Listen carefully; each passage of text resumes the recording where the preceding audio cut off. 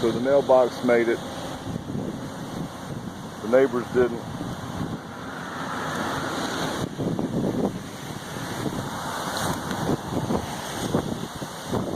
All in all, not so bad.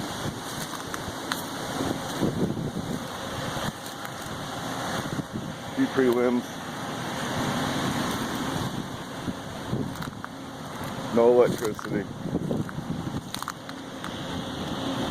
Still got a fountain, still got a roof.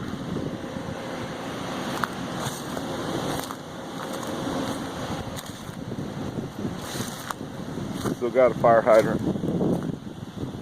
Not so bad. Still got a forklift. Still got a big ass garage. Got a screen room.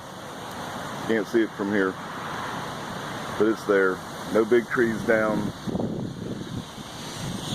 Just a hell of a mess for Tammy to have to start cleaning up while I have a beer, I guess.